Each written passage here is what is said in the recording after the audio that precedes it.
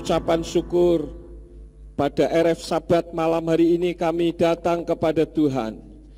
Kami berterima kasih karena Bapa Yahweh menjaga, memelihara, melindungi kami. Di dalam nama Yeshua HaMashiach dan Ruach HaKodes yang membimbing kami dari hari lepas hari hingga pada RF Sabat petang hari ini kami boleh berkumpul bersama-sama. Kami telah memuji dan meninggikan nama-Mu. Sekarang waktunya untuk kami mendengar isi hati Tuhan. Mari Roh Kudus urapi hamba-Mu dan urapi setiap kami yang mendengar firman-Mu dengan urapan yang sama, agar firman yang ditaburkan dapat kami pahami dan kami mengerti, sebagaimana Engkau memberikan pemahaman dan pengertian kepada hamba-Mu. Dan jika ada kuasa penguasa roh jahat di udara yang akan merebut kebenaran firman, kami tolak dan kami patahkan di dalam nama Yeshua HaMashiach. Pergi kau keluar, tinggalkan tempat ini, dan tinggalkan setiap hati dan pikiran kami, karena hati dan pikiran kami hanya kami tujukan bagi kebenaran firman saja. Berikan kemampuan kepada kami ya Bapa, bukan hanya untuk mendengar firman-Mu saja, melainkan juga melakukannya di dalam kehidupan kami. Demi nama Adonai Yeshua HaMashiach kami berdoa dan mengucap syukur. Haleluya. Semua yang percaya katakan amin. Shalom Aleichem. Puji Bapa Yahweh. Mula pertama saya ucapkan Shabbat Shalom. Pada saat ini saya akan menyampaikan firman yang saya beri judul pemulihan istrinya Iyub atau istrinya Ayub.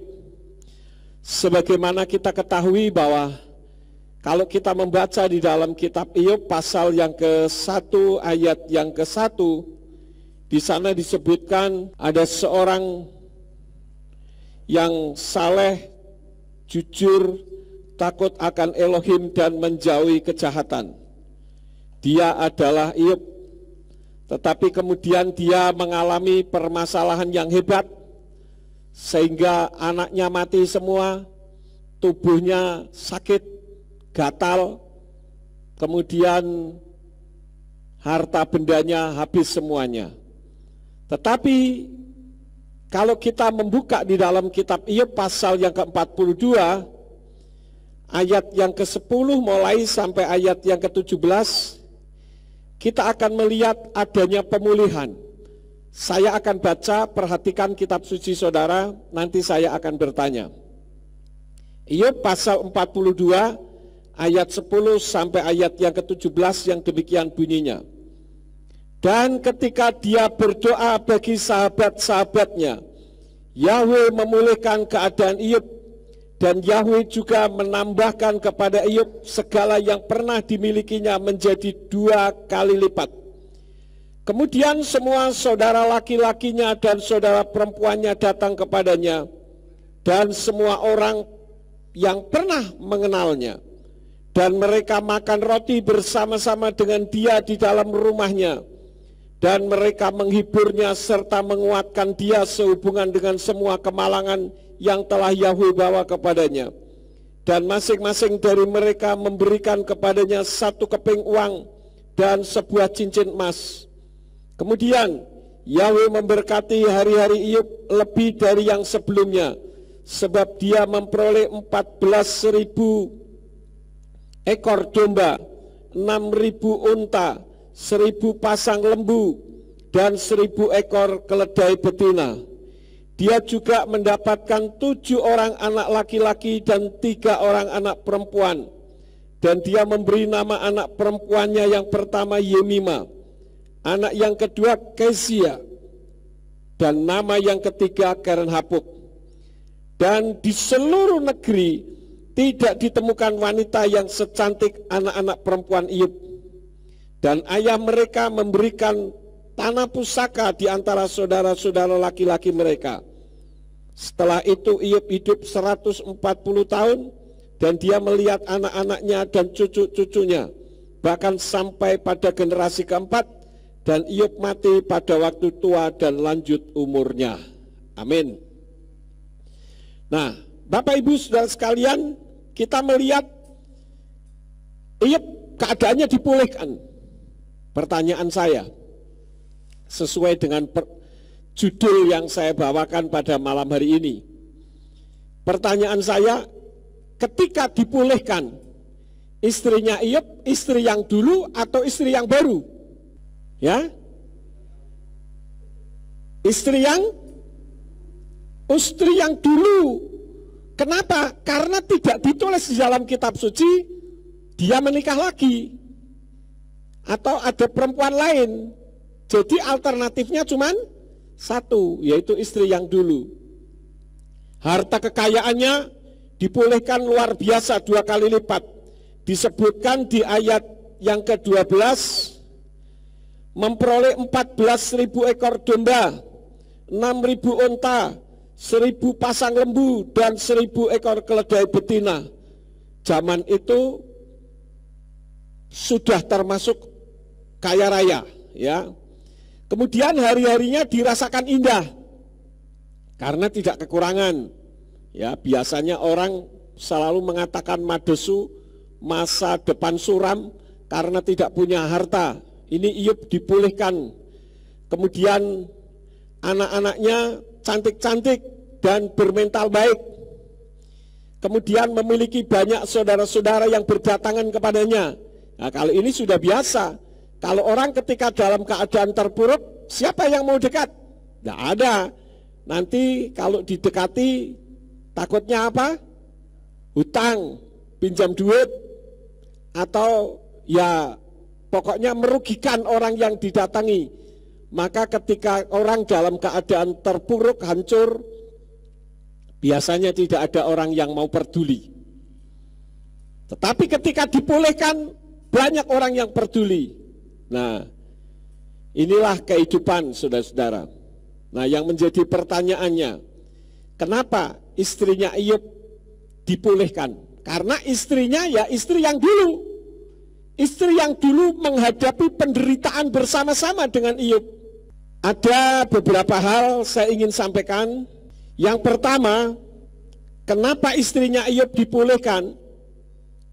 Dalam kesulitan, istrinya Iyyub tidak mengutuki Tuhan. Coba kita membuka di dalam kitab Iyyub pasal yang kedua ayat yang ke-9. Kitab Iyyub pasal 2 ayat yang ke-9. Jika dibaca di dalam kitab Yayasan Lembaga Alkitab Indonesia, di sana berbunyi, maka berkatalah istrinya kepadanya, masih bertekunkah engkau dalam kesalehanmu? Kutukilah Allahmu dan matilah. Kata Allah di situ menjadi sebutan. Sebetulnya maksudnya kutukilah Tuhanmu dan matilah. Kira-kira begitu. Saya tidak tahu kalau di King James bunyinya bagaimana. Saya akan coba untuk melihat yang di King James. Then said his wife unto him, dost thou still retain thine integrity? Curse God and die. Sama, saudara-saudara. Curse God. Kutuki Tuhan dan matilah. Kok istrinya Iyyub mengutuki, suruh Iyyub mengutuki, sementara tadi saya katakan di dalam kesulitan istrinya Iyyub tidak mengutuki Tuhan. Di dalam kitab berbahasa Ibrani, di sana berbunyi watomer lo isto otka makasik betum mataka barek Elohim wamut. Barek itu dari kata barak yang artinya berkat. Jadi barek itu berkatilah. Sehingga kalau kita mengacu kepada kitab yang berbahasa Ibrani, di sana berbunyinya, lalu istrinya berkata kepadanya, masihkah engkau berpegang teguh kepada kesalehanmu? Berkatilah Elohim dan matilah. Barek wamut, bukan kelala. Kelala itu kutuk.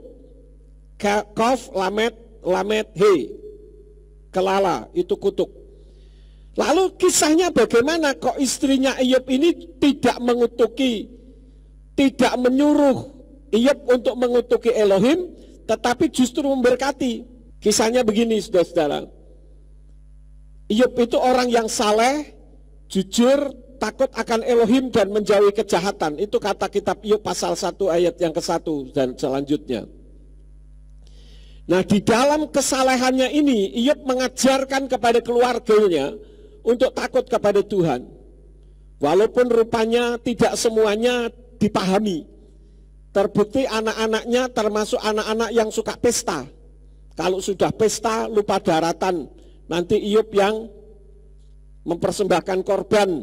Karena Iyyub takut jangan-jangan dia, anak-anaknya ini, mereka semuanya mengutuki Tuhan. Sehingga Iyyub mempersembahkan korban untuk penebus dosa yang dilakukan oleh anak-anaknya. Tetapi tidak demikian hanya dengan istrinya. Istrinya dididik bahwa Elohim itu baik, Bapak Yahweh itu luar biasa. Karena dia seorang istri yang baik, dia menerima ajaran daripada Iyyub. Tetapi ketika Tuhan izinkan setan mencobai, ingat ya, Tuhan tidak pernah mencobai. Yang mencobai itu setan. Kalau saya tidak salah, di dalam kitab Yakub mengatakan bahwa Tuhan tidak pernah mencobai. Yang mencobai itu setan. Kalau Tuhan itu menguji. Jadi setan mencobai atas seizin Tuhan. Tujuannya apa dalam pencobaan itu? Supaya Iyyub yang dikatakan saleh, jujur, takut Elohim dan menjauhi kejahatan itu bukan kata orang, tetapi mengalami sendiri. Nah, itu bisa dilihat di dalam kitab Iyyub pasal yang ke-42 ayat yang ke-5. Di sana dikatakan, aku telah mendengar engkau hanya dengan telinga saja. Kalau di dalam terjemahan Yayasan Lembaga Alkitab Indonesia dikatakan, aku mendengar engkau hanya dari kata orang. Tetapi sekarang mataku telah melihat engkau. Artinya Tuhan izinkan permasalahan demi permasalahan, keterpurukan terjadi di dalam diri Iyyub dengan tujuan supaya melalui pencobaan yang hebat itu Iyyub ketemu Tuhan sendiri. Paham saudara-saudara? Jadi memang Tuhan izinkan karena para teolog mengatakan bahwa saleh, jujur, takut akan Elohim dan menjauhi kejahatan ini merupakan komentar dari Mose, karena ini yang menulis Mose, kitab Iyyub ini. Jadi ini kitab yang tua juga, seperti kitab Torah, Kejadian, Keluaran, Imamat, Bilangan, Ulangan, karena yang menulis sama. Nah, dalam kondisi yang saleh, jujur, takut akan Elohim dan menjauhi kejahatan, semua orang bisa, tetapi belum tentu orang itu mengenal Elohim yang sesungguhnya. Maka dari itu saya berhasil menemukan ada 8 kesalahannya Iyyub. Saya tidak akan mengungkapkan malam hari ini tentang 8 kesalahan Iyyub. Sehingga walaupun dia orang yang saleh, jujur, takut akan Elohim dan menjauhi kejahatan, masih juga ada kesalahan-kesalahan karena dia belum tahu persis Elohim yang dia sembah itu sebetulnya siapa dan bagaimana. Maka melalui ujian, pencobaan yang hebat, saya kira semua kita yang ada di sini tidak ada yang mengalami pencobaan sehebat Iyyub. Bayangkan saudara-saudara, harta kekayaannya ludes semuanya, anak-anaknya mati semuanya, tubuhnya sendiri sakit gatal. Sakit gatal itu sakit yang tidak membawa kematian tetapi cukup menyiksa. Bagaimana ketika kita menghadapi permasalahan seperti itu, saudara-saudara? Ternyata Iyyub juga manusia biasa. Di dalam kesalahannya dia di dalam di dalam pencobaan dia melakukan banyak kesalahan. Tetapi malam ini saya akan mengungkapkan kenapa istrinya Iyyub dipulihkan. Karena Iyyubnya dipulihkan, maka istrinya juga ikut dipulihkan. Karena ketika dalam pencobaan, dalam kesulitan tidak mengutuki Tuhan. Jadi ketika istrinya ini diajar oleh Iyyub tentang kebaikan, kemudian istrinya Iyyub melihat Iyyub melakukan banyak pelanggaran-pelanggaran dalam ucapannya, saudara-saudara. Saya akan kasih clue satu saja, yaitu Iyyub mengutuki hari kelahirannya. Ini tidak bisa, saudara-saudara. Kenapa? Karena Tuhan menciptakan manusia untuk dilahirkan di atas muka bumi ini punya rencana besar. Termasuk untuk saudara sekalian, baik yang ada di ruangan ini maupun yang nonton YouTube ini. Saudara bisa berhadapan dengan saya, baik secara langsung maupun melalui YouTube. Tuhan punya rencana besar di dalam kehidupanmu. Tetapi Iyub mengutuki hari kelahirannya. Dan banyak orang yang mengutuki hari kelahirannya. Udah, aku mau mati saja Tuhan. Ngapain saya hidup? Percuma juga saya hidup. Beberapa waktu yang lalu ada anak kecil juga bunuh diri. Nah, istrinya Iyub ini tahu. Sehingga dia menegur Iyub dengan mengatakan, kalau saya rekonstruksikan, katanya Elohim itu baik. Katanya kamu orang yang saleh, kamu orang yang jujur. Kok omonganmu seperti itu? Daripada kamu banyak menambahi dosa di dalam kehidupanmu, sudah berkati saja Tuhanmu yang baik itu, kemudian mati aja deh. Kira-kira begitu kalau direkonstruksikan. Bukan kutuki saja. Kenapa? Karena kita melihat bahwa ketika Iyub dipulihkan, istrinya bisa melahirkan anak-anak. Beda dengan Mikal. Coba kita membuka di dalam kitab 2 Samuel pasal 6. 2 Samuel pasal yang ke-6 ayat yang ke-11 sampai ayat yang ke-23. Saya akan baca ayatnya cukup panjang, perhatikan dengan baik. Nanti saya mau tanya lagi. Dan tabut Yahwe itu berada di rumah Obed-Edom orang Gad itu selama 3 bulan. Dan Yahwe memberkati Obed-Edom dan seisi rumahnya. Dan hal itu diberitahukan kepada Raja Daud dengan mengatakan, Yahwe telah memberkati rumah Obed-Edom dan semua yang dimilikinya karena tabut Elohim.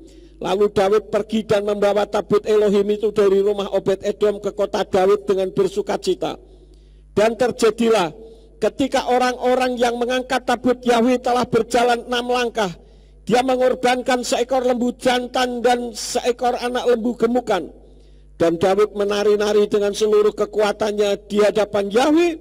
Dan Daud memakai baju efod dari lenan. Lalu Daud dan seluruh keluarga Israel membawa tabut Yahwe dengan bersorak-sorai dan dengan bunyi sangkakala.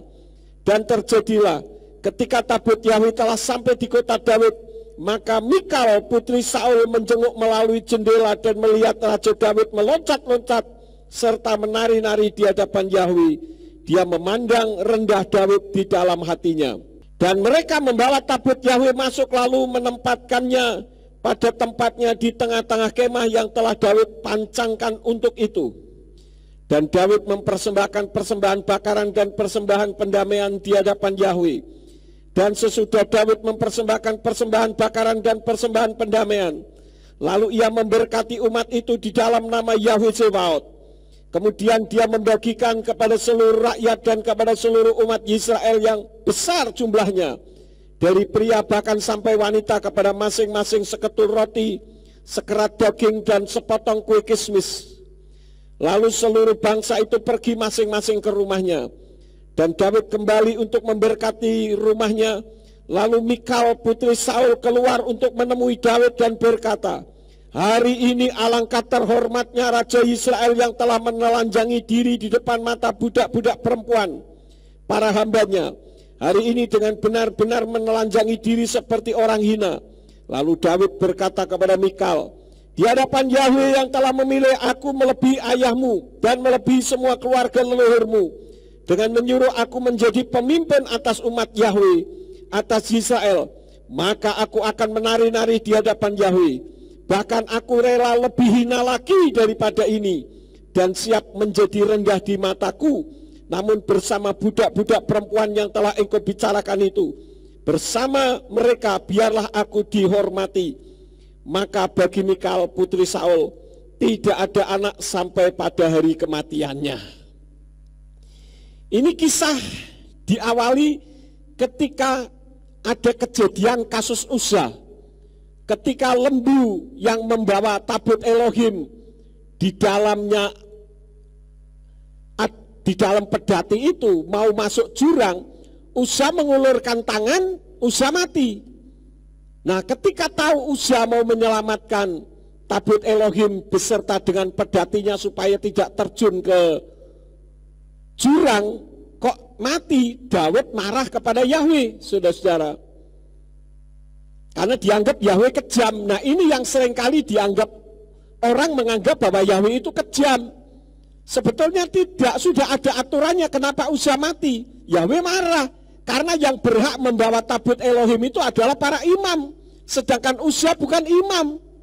Dan tabut itu tidak boleh ditaruh di pedati untuk dijalankan, harus diusung. Maka tabut itu yang tadinya mau dibawa pulang tidak jadi, dibelokkan ke rumah Obed Edom. Kitab suci katakan ketika tabut Elohim itu ada di rumah Edom, di rumah Obed Edom 3 bulan, ternyata rumah Obed Edom diberkati luar biasa. Nah, ini juga mengandung pengertian kalau di dalam kehidupan kita ada tabut Elohim, ada penyembahan dan pujian, ada kehormatan dan kemuliaan bagi Bapa Yahweh, maka kita akan diberkati. Nah, ketika tahu bahwa Obed Edom diberkati karena ada tabut Elohim di sana, walaupun hanya 3 bulan, langsung Daud berubah pikiran. Lalu tabut Elohim itu dibawalah pulang dari Baale Yehuda menuju ke Yerusalem. Nah, ketika dalam perjalanan itu, saking sukacitanya Daud menari-nari, dikatakan baju efodnya sampai dilepas. Itu bukan telanjang bugil, tidak. Tetapi pakaian imamnya yang tidak dipakai karena kepanasan mungkin atau kurang leluasa, dia menari-nari di hadapan Yahweh. Nah, pada saat itu putri Saul yang bernama Mikal, istrinya Daud, mengejek karena melihat dari jendela, alah, raja kok kayak gitu. Raja itu harusnya penuh wibawa, kayak presiden-presiden sebelumnya itu loh, kalau kemana-mana penuh dengan kawalan, bukan seperti Presiden Jokowi yang kemana-mana sendirian, kira-kira begitu, saudara-saudara.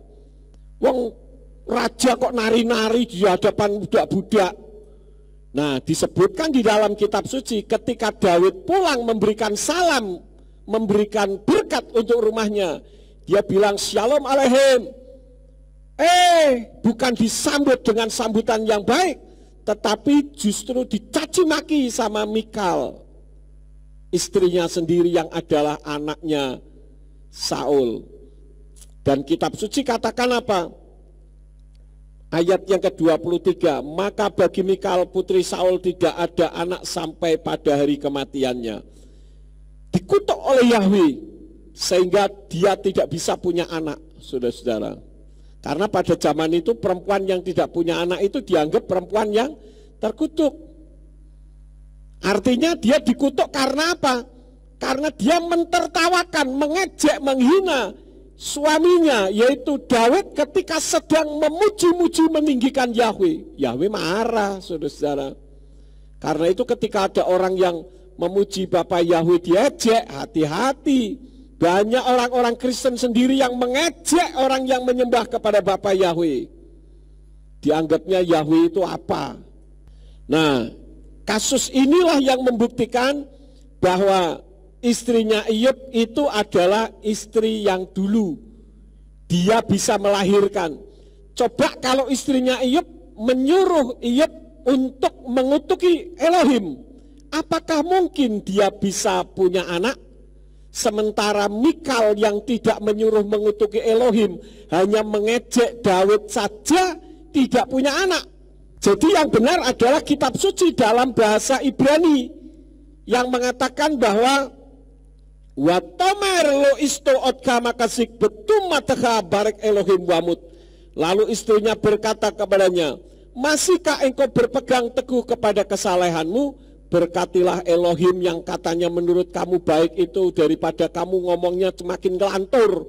Dah mati aja, kira-kira begitu. Saya juga kadang ngomong sendiri. Itu ada anggota DPR di Jakarta yang kerjaannya hanya nyinyir saja. Saya bilang kepada diri saya sendiri sih, daripada nyinyir mati aja udahlah. Nggak ada kerjaannya juga, kerjaannya nyinyir, nggak bisa menghasilkan apapun bagi negara ini. Kira-kira sama seperti itu, ya. Nah, kita melihat satu realitas yang terjadi saat ini. Ketika seseorang mengalami pencobaan yang hebat, orang justru mengutuki Tuhan. Kenapa? Orang cari Tuhan bukan karena keselamatan, melainkan karena mujizat. dan karena kesehatan jasmani misalkan. Sehingga kalau kita ini pergi ke gereja masih sakit-sakitan, berarti Tuhan tidak memberkati, lalu kita kecewa dengan Tuhan. Harus ada mujizat. Karena itu coba sekarang ini orang melakukan mujizat-mujizat, pasti penuh gerejanya. Karena apa? Orang datang bukan untuk mencari keselamatan. Apakah mujizat tidak perlu? Perlu. Tetapi itu bukan hal yang paling utama. Hal yang paling utama adalah mujizat perubahan sikap di dalam hidup kita. Dari menolak Yahweh menjadi menerima Yahweh Elohim Besem Yeshua Hamasya Beruah HaKodes. Itu baru mujizat yang luar biasa. Kalau hanya sekedar mujizat sembuh dari sakit, lalu tidak jadi mati dalam kecelakaan, itu semua orang bisa, saudara-saudara. Kesempatan, dan mungkin juga karena Tuhan masih memberi kesempatan orang itu hidup di atas muka bumi ini. Saat ini yang terjadi, orang mencari Tuhan bukan karena keselamatan, melainkan karena kemakmuran ekonomi. Saudara yang datang ke gereja naik sepeda, berdoa, besok naik mobil. Yang sudah naik mobil, besok naik pesawat terbang. Enak saja ngomong begitu.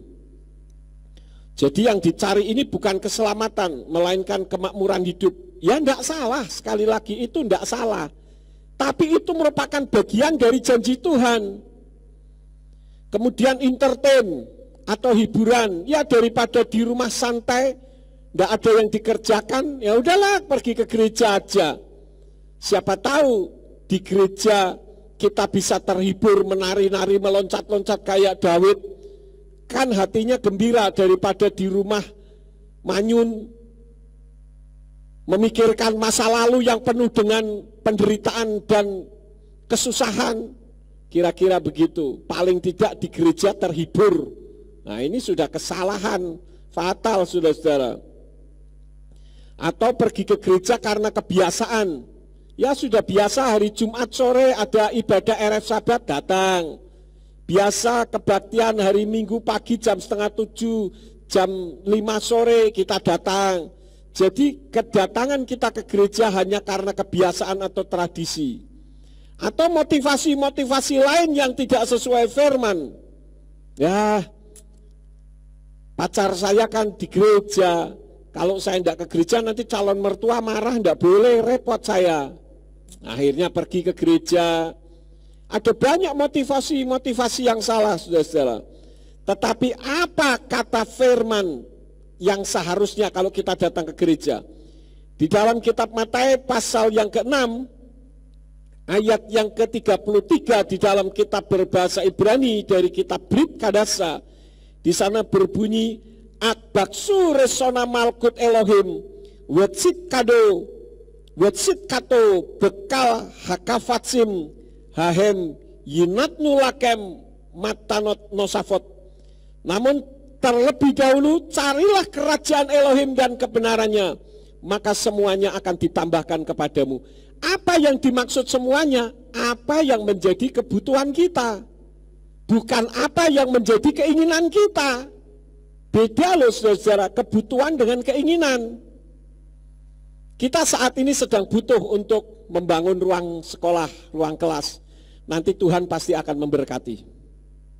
Pasti itu, karena kita butuh, bukan karena ingin. Tetapi karena kita membutuhkan untuk menampung anak-anak supaya bisa sekolah. Walaupun sudah dicanangkan sekitar 200-an juta lebih, saya yakin Bapak Yahweh pasti akan mencukupkan hal itu. Itu yang pertama, ya. Yang terjadi saat ini, orang mencari Tuhan bukan karena keselamatan. Karena itu kalau ada di antara saudara yang mendengarkan firman ini, baik yang di depan saya maupun melalui YouTube, coba introspeksi di dalam diri saudara.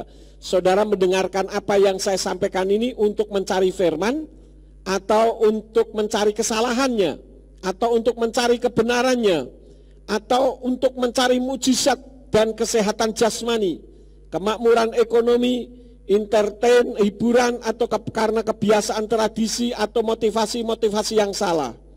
Kalau hal itu ada di dalam diri saudara, ubah sikap hati dan motivasimu. Itu yang pertama. Yang kedua, ketika kesulitan datang, justru orang melupakan Tuhan dengan berbagai alasan. Ini tidak seperti istrinya Iyyub. Dan hal itu terjadi akibat salah meletakkan dasar kebenaran firman ketika orang pertama kali datang kepada Tuhan. Coba saudara melihat saudara-saudara kita yang berasal dari agama lain, ketika mereka masuk menjadi orang yang beriman kepada Yeshua HaMashiach, yang selama mereka belum kenal menyebutnya dengan Yesus Kristus. Karena apa? Karena mereka ketemu Tuhan. Sehingga ketika mereka datang menjadi umat Nasrani, omongannya pun berubah. Yang tadinya lason hara, lidah jahat, berubah menjadi suara yang baik, suara yang menenteramkan, suara yang mendamaikan. Tapi coba orang yang dari kebenaran pindah ke tempat yang tidak benar. Dari tadinya Kristen kemudian dia berubah ke agama lain, yang keluar hanya umpatan, kata-kata makian, kotor keluar semua dari mulutnya. Ini sangat berbeda sekali. Kalau orang-orang yang pindah dari Nasrani ke agama lain, mereka bilang mendapatkan hidayah dari Tuhan. Hidayah macam apa? Hidayah kok dari orang ngomong baik jadi ngomong tidak baik. Itu artinya justru mendapatkan laknat dari Tuhan. Jadi Bapak Ibu Saudara sekalian, kita harus meletakkan dasarnya benar. Jangan seperti perumpamaan yang Tuhan berikan, umpama rumah di atas pasir. Coba kita membuka di dalam kitab Matius pasal yang ke-13. Matius atau Matius pasal yang ke-13 ayat 1 sampai ayat yang ke-9 tentang perumpamaan penabur. Demikian bunyinya. Dan pada hari itu setelah keluar dari rumah, Yeshua duduk di tepi danau, dan kerumunan orang banyak menghimpun kepadanya, sehingga setelah naik ke dalam perahu, duduklah dia dan seluruh kerumunan itu berdiri di pantai. Dan dia berbicara kepada mereka banyak hal dalam perumpamaan, seraya mengatakan, lihatlah orang yang menabur keluar untuk menabur. Dan ketika menaburkannya, sesungguhnya beberapa jatuh di tepi jalan, dan datanglah burung-burung dan memakannya. Dan yang lain jatuh di atas yang berbatu, tempat yang tidak mengandung bahan banyak tanah. Dan segera dia bertunas karena tidak mempunyai kedalaman tanah. Terlebih setelah terbitnya matahari, dia tersengat panas, lalu karena tidak mempunyai akar, ia menjadi layu. Dan yang lainnya jatuh pada semak duri, dan semak duri itu bertumbuh besar dan mengimpitnya. Dan orang lainnya jatuh di atas tanah yang subur dan menghasilkan buah, ada yang 100 kali lipat, dan ada yang 60 kali lipat, dan ada yang 30 kali lipat. Siapa yang mempunyai telinga untuk mendengar, hendaklah dia mendengarkan. Jadi saudara-saudara, yang harus ada di dalam kehidupan kita, dasar kekristenan kita harus benar terlebih dahulu. Orang yang punya dasar kekristenan benar, ketika mengalami ujian, mengalami pencobaan, dia tidak akan pindah. Dan dia tidak akan berbuat yang tidak baik. Dia akan tetap teguh, karena dia tahu sedang dalam pencobaan. Setan diizinkan Tuhan untuk mencobai, supaya iman kita semakin murni. Dan ketika iman kita murni, berarti tingkat rohani kita semakin naik. Tetapi seringkali orang tidak mau mendapatkan masalah, maunya enak terus. Ada lagu yang berbunyi, langit tidak selalu cerah, terkadang bisa mendung, berawan, terkadang hujan, ada badai dan sebagainya. Tetapi saya perhatikan, pelangi akan muncul setelah hujan. Dan kita bisa melihat sesuatu yang indah. Mungkin di dalam kehidupan saudara saat ini sedang mengalami badai, sedang mengalami angin hujan lebat. Tetapi kalau kita tetap berpegang kepada kebenaran, karena akar iman kita menancap dalam, maka saudara akan melihat pelangi. Seperti apa yang saya alami sekitar tahun 2000. Saya mengalami goncangan yang luar biasa di dalam ladang pelayanan yang Tuhan percayakan untuk saya layani.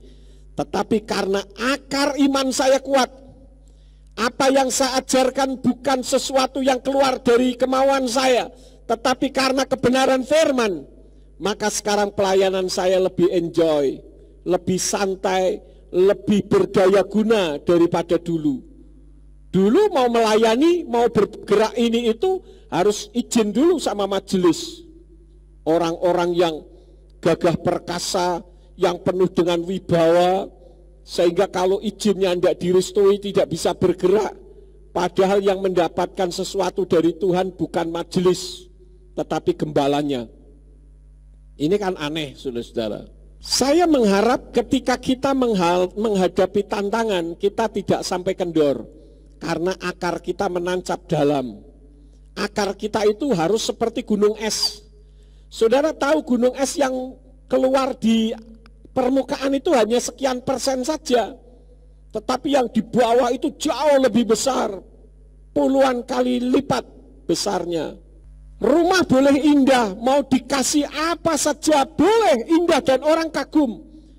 Tetapi ketika pondasinya tidak kuat, ketika ada banjir, rumah itu akan ambruk. Orang boleh punya aksesoris hebat, melayani, memimpin pujian, kemudian main musik. Kalau berdoa bahasa lidahnya nggak kalah sama penyanyi. Pokoknya serba hebat. Tetapi karena akar imannya tidak baik, begitu ada goncangan sedikit, sudah runtuh imannya, saudara-saudara. Jadi kita harus punya dasar yang kuat. Artinya apa? Kedatangan saudara ataupun saudara nonton video ini tujuannya untuk apa? Mencari kebenaran atau tidak? Kalau tidak, percuma. Iman saudara akan rontok ketika penderitaan, ujian, dan pencobaan itu datang di dalam kehidupan saudara. Kemudian hal yang ketiga yang terjadi, yang dalam realitas kehidupan, ketika seseorang mengalami ujian, pencobaan yang datang, kesulitan datang, yang terjadi apa? Tuhan disalah-salahkan, diragukan keberadaannya. Saya menjumpai orang yang seperti ini bukan 1, 2, puluhan kali, saudara-saudara. Karena saya seorang gembala yang melayani bukan 10, 20 tahun. Lebih dari itu. Selalu ketika orang mengalami keterpurukan, dia katakan, Tuhan ada apa tidak? Wajarkah itu? Wajar. Karena imannya tidak kuat. Seperti Iyob. Dia hanya pokoknya saya tahu ada Tuhan. Dan Tuhan itu baik terhadap saya, tetapi dia belum kenal dengan sesungguhnya Tuhan itu seperti apa. Maka justru Tuhan izinkan setan untuk mencobai Iyob. Kamu lihat hambaku Iyob, lihat dia hebat begini begitu, disanjung di depan setan. Setan panas hatinya. Setan bilang, ya aja kamu lindungi, coba kalau enggak. Yahweh ngomong apa? Silahkan, asal nyawanya jangan kamu sentuh. Artinya yang paling utama di dalam kehidupan kita bukan aksesoris, bukan sesuatu keuangan, kesehatan, dan sebagainya, nama besar, tetapi keselamatan jiwa itu yang paling penting. Tetapi justru melalui pencobaan itulah Iyob katakan, ternyata sekarang mataku sendiri melihat bahwa Yahweh adalah Tuhan yang baik. Jadi yang tadinya dia menyalah-nyalahkan Tuhan, kalau saudara mendengarkan khotbah saya tentang 8 kesalahan Iyob, Iyob itu banyak sekali nyalah-nyalahkan Tuhan. Sampai-sampai dinasehati oleh teman-temannya, sahabat-sahabatnya. Dan sahabat-sahabatnya yang menasehati, nasihatnya baik. Tetapi ada kekurangannya. Dia tidak pernah mengerti Tuhan itu siapa, juga sama saja dengan Iyob. Karena itu saudara bisa lihat ucapan sahabat-sahabatnya Iyob yang memberi nasihat. Luar biasa nasihatnya, dan saya pikir ini ibarat teolog-teolog luar biasa di Indonesia. Nasihatnya hebat. Tetapi dia tidak bicara tentang Tuhan dengan benar, kata firman Elohim. Maka Tuhan marah. Sehingga Tuhan pun memakai Iyob untuk memberkati mereka. Kalau Iyob tidak memberkati, Tuhan tidak mengampuni. Nah, itu.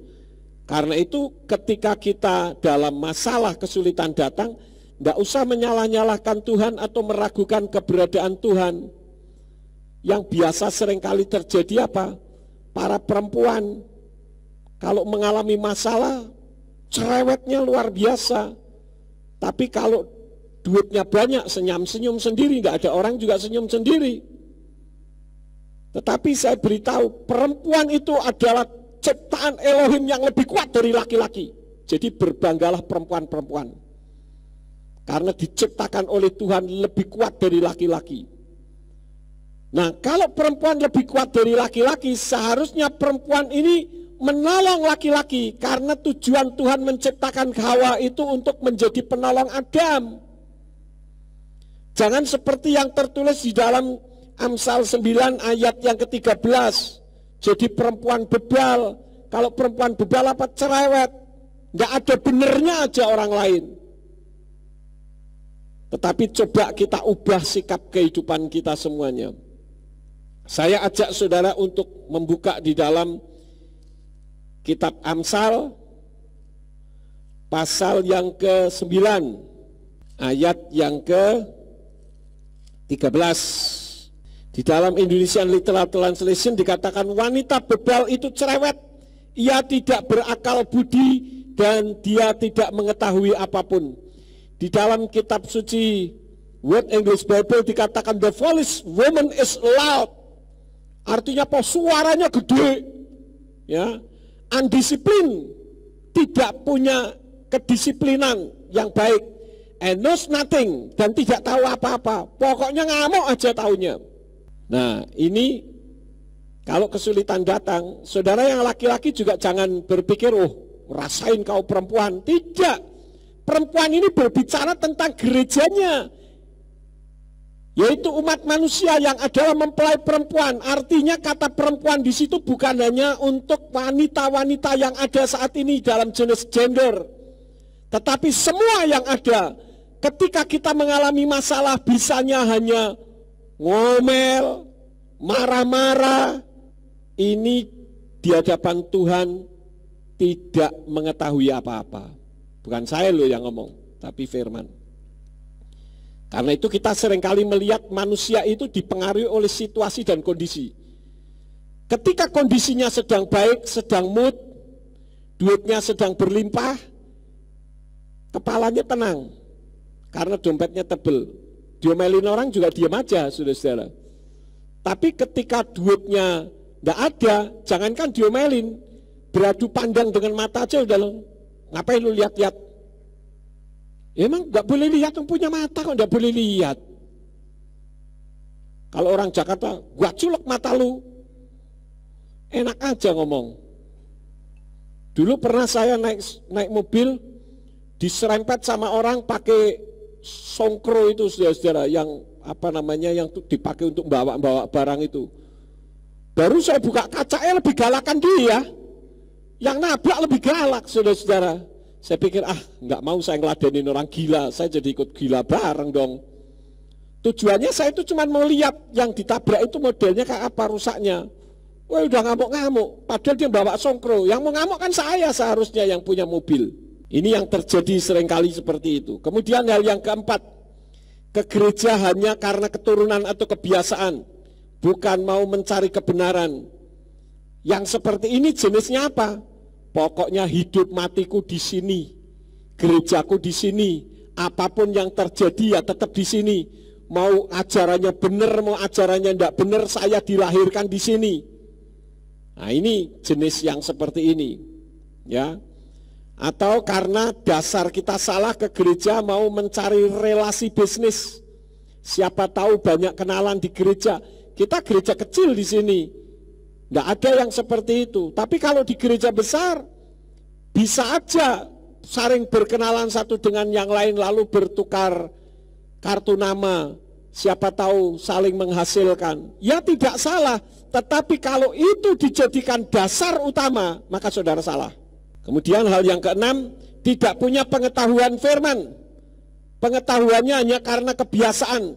Katanya, bukan karena pembelajaran. Senang karena ketika ke gereja khotbahnya memotivasi, bikin semangat hidup.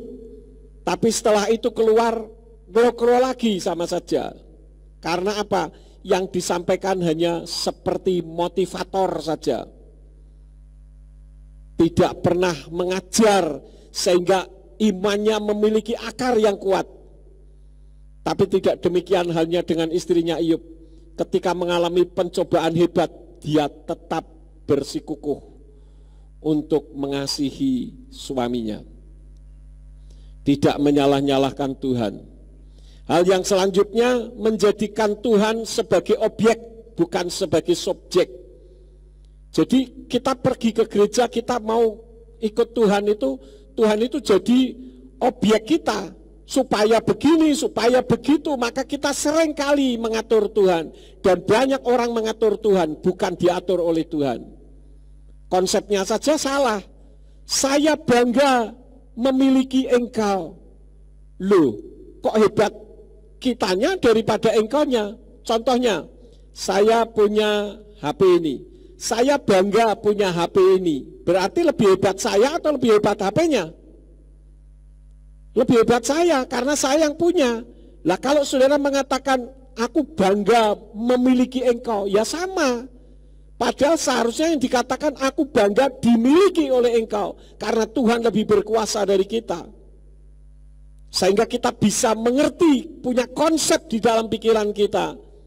Bahwa Tuhan itu yang harus kita tinggikan. Bukan Tuhan yang harus meninggikan kita. Tuhan harus nurut kita. Jadi konsep pola pikir itu harus diubah. Nah, apa akibat salah motivasi? Ya tadi sudah dikatakan tidak tahan menghadapi pencobaan. Saya ada satu gambar, The Washington Post mengatakan bahwa ada seorang pengkhotbah namanya Jared Wilson. Di sana beritanya, Jared Wilson, a mega church pastor, knows widely for his mental health advocacy, dies by suicide pada Monday evening at 8:30 pada umur 30, September 11, 219. Ya, coba kita lihat gambarnya. Adalah orang yang hebat dari Harvest Christian Fellowship di Riverside, California. Nah, ini saudara-saudara. Dia membuat tulisan-tulisan di mana di sana dikatakan loving Jesus doesn't always cure tapi saya sudah terjemahkan. Mengasihi Yesus tidak selalu menyembuhkan pikiran untuk bunuh diri. Kemudian ada lagi, mengasihi Yesus tidak selalu menyembuhkan depresi. Mengasihi Yesus tidak selalu menyembuhkan kegelisahan. Tetapi itu bukan berarti Yesus tidak menawarkan kepada kita persahabatan dan kenyamanan. Dia selalu melakukan itu. Artinya apa? Dia mengerti tentang Tuhan hanya sebatas teori saja. Tidak merasuk sampai ke dalam dasar hatinya yang paling dalam. Artinya dia tidak punya akar yang kuat, saudara-saudara. Nah inilah, walaupun dia adalah pastor yang hebat, mega church, itu jemaatnya bukan 1.000, 2.000, puluhan ribu kalau di Amerika, saudara-saudara. Dan saya pernah ke Riverside. Jadi akibat salah motivasi yang seperti itu. Kemudian tergantung kepada orang lain, khususnya kepada orang kaya. Kita baru dekat-dekat orang kaya, tujuannya apa? Supaya kita bisa mendapatkan sesuatu. Pak lah, kalau kita mau membangun bagaimana? Kita hanya sodorkan apa sih?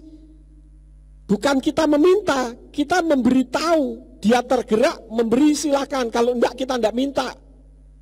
Dari dulu awal gereja ini didirikan seperti itu. Saya tidak pernah meminta, bahkan saya sering ditawari, Pak Yakub kalau kurang minta lagi, ngomong sama saya. Tapi saya enggak berani minta, saudara-saudara. Kemudian hal yang selanjutnya, tidak peduli akan keselamatan. Karena Pak agamawi tadi, ya ini yang seringkali terjadi akibat salah motivasi. Sehingga tidak peduli nama Tuhan, yang penting dapat mukjizat dan berkat serta banyak teman. Hasilnya apa? Mudah kecewa atau marah terhadap Tuhan, yang tadi saya sudah sampaikan. Nah, hal yang kedua, kenapa istrinya Ayub dipulihkan?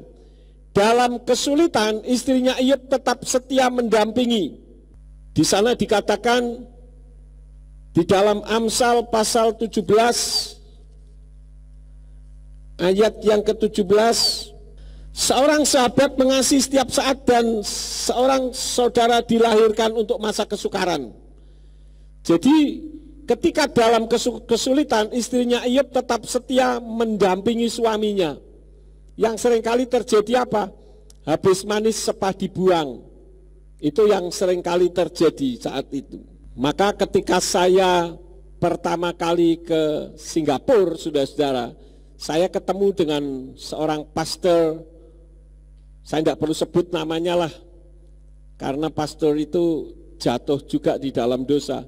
Dia bilang begini, saya ingat perkataannya, if you love Singaporean girls, you should have 5C. Saya bilang, what is the meaning of 5C? Apa artinya 5C? Cash, artinya uang kontan. K atau mobil. Kondominium, semacam apartemen. Kemudian credit card and company.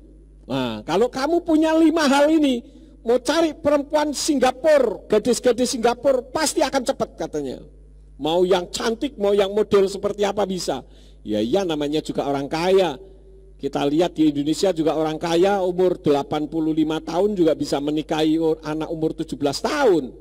Nah, kenapa istrinya Iyyub dibolehkan? Karena dia tetap setia. Kalau sekarang yang terjadi setia jika menguntungkan atau karena menguntungkan. Tetapi apa kata firman? Di dalam Yesayahu pasal yang ke-35, kita lihat Yesayahu pasal yang ke-35, ayat yang ke-3. Yesayahu 35 ayat yang ke-3. Kuatkanlah tangan yang lemah dan teguhkanlah lutut yang goyah. Ini hampir sama dengan Ibrani 12 ayat yang ke-12. Artinya apa? Ketika kita melihat ada orang yang jatuh, ada orang yang mengalami keterpurukan, jangan kita habisi sekalian dia, tetapi kita angkat untuk bisa dipulihkan kembali. Saya melihat di Amerika itu ada seorang hamba Tuhan besar, namanya, tidak usah sebut aja deh. Ya, dia jatuh di dalam dosa perzinahan. Semua pendeta-pendeta ini mengutuki dia. Tetapi ada satu pendeta yang mengangkat dia, yaitu Billy Graham. Billy Graham mengangkat dia kembali, dan akhirnya orang ini bertobat dan dia dipakai Tuhan lagi dengan luar biasa. Nah, yang menjadi pertanyaannya, apakah kita seperti istrinya Iyyub? Mengupayakan agar Daud tidak berdosa dalam kesusahan hidup? Atau justru cerewet dan menyalah-nyalahkan orang yang ada di sekitarnya? Jangan sampai kita seperti istrinya Daud. 1 Samuel 19 ayat yang ke-17, kita lihat saja. 1 Samuel 19 ayat yang ke-17. Lalu Saul berkata kepada Mikal, ini Saul bapaknya berkata kepada Mikal, anaknya istrinya Daud, mengapa engkau telah menipu aku dengan cara ini, bahwa engkau telah melepaskan musuhku dan dia telah melarikan diri?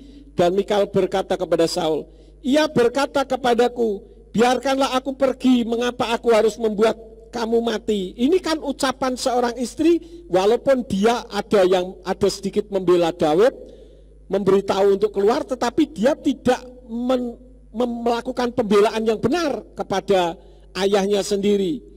Seharusnya dibela menggunakan cara-cara yang mungkin secara psikologis atau apa. Kan dia menantumu, masa sih kamu membunuh menantu sendiri misalkan? Bukankah dia juga pernah menyelamatkan kamu? Bisalah, tetapi dia justru mengatakan, biarkanlah aku pergi, mengapa aku harus membuat kamu mati? Ini kan membocorkan rahasia namanya. Tidak seperti istrinya Iyyub. Artinya apa? Tidak membela suaminya yang dalam keadaan susah. Kemudian 2 Samuel 6 kita lihat lagi, supaya kita jangan seperti istrinya Daud yang bernama Mikal. 2 Samuel 6 ayat yang ke-16. Di sana dikatakan, dan terjadilah ketika tabut Yahweh telah sampai di kota Daud, maka Mikal putri Saul menjenguk melalui jendela dan melihat Raja Daud meloncat-loncat serta menari-nari di hadapan Yahweh, dan dia memandang rendah Daud di dalam hatinya. Artinya apa? Memandang rendah suaminya. Berapa banyak seorang perempuan yang memandang rendah suaminya? Ini tidak boleh, saudara-saudara, karena suami itu kepala dari istri, harus dihargai, harus dihormati. Artinya kita juga bisa menghormati pemimpin-pemimpin kita, orang yang memiliki struktur organisasi lebih tinggi dari kita, itu yang harus kita hormati. Jangan memandang rendah orang lain, karena belum tentu kita juga lebih hebat daripadanya. Artinya firman Elohim mengajar supaya kita ini menghargai orang lain ketika kesulitan datang kepada kita. Yang terakhir, 2 Samuel pasal yang ke-6 ayat yang ke-23. Maka bagi Mikal putri Saul tidak ada anak sampai pada hari kematiannya, kena kutuk sehingga tidak punya anak. Karena itu ketika kita mengalami masalah, jadilah seperti istrinya Iyub, ya, tetap memiliki akar yang kuat di dalam Tuhan, memberi nasihat kepada suaminya untuk selalu memberkati sehingga ucapannya tidak ngaco, maka Tuhan akan memulihkan. Ini saja firman yang saya sampaikan, kiranya bisa menjadi berkat di dalam kehidupan Bapak Ibu Saudara sekalian. Ketika kita dalam masalah, jadilah seperti istrinya Iyub, maka engkau akan dipulihkan semakin dekat kepada Bapa Yahweh Besem Yesua Hamasya Berwah Kodes. Amin buat firman Elohim. Ada yang akan ditanyakan, saudara? Ya, Rom. Berapa lama Iyub mengalami permasalahan?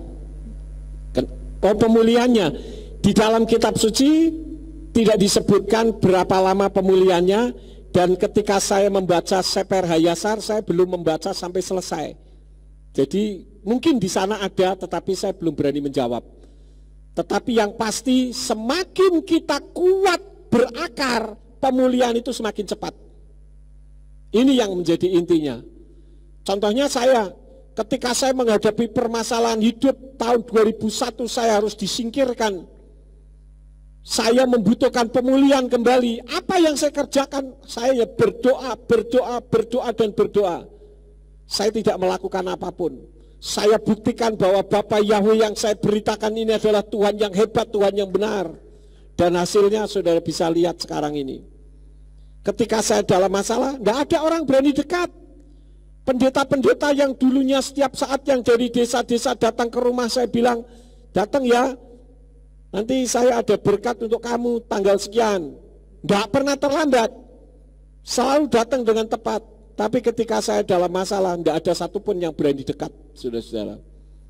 Bahkan pengerja saya sendiri pun, saya ngomong kamu datang ke rumah, saya mau ngomong 5 menit. Setelah 5 menit, maka kamu tinggal pergi kalau saya masih ngomong. Padahal saya punya rahasia yang saya ingin sampaikan. Kalau rahasia itu saya sampaikan sebetulnya hanya setengah menit selesai. Tapi dia bilang, jangan Pak, enggak usah manggil saya takut. Oh ya sudah. Ya. Artinya saya dalam keadaan sendirian.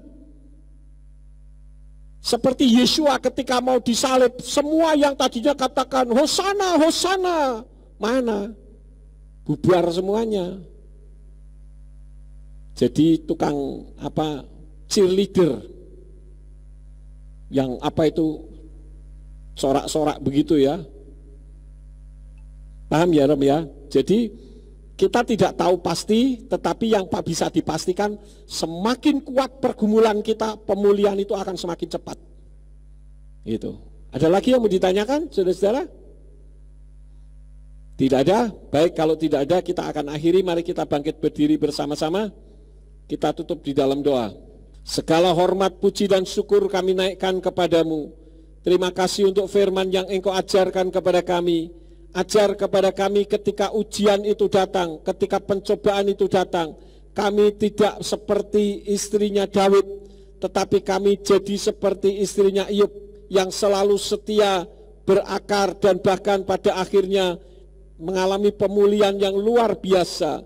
Ketika kehidupan kami sedang mengalami angin badai pencobaan, biarlah melalui apa yang kami alami itu, iman kami semakin berakar, Kami tidak mengutuki Tuhan, kami tidak meragukan Tuhan, tetapi justru kami semakin masuk di dalam pergumulan, sehingga ketika pergumulan itu semakin kami lakukan, pemulihan itu akan segera terwujud untuk kemuliaan bagi nama-Mu.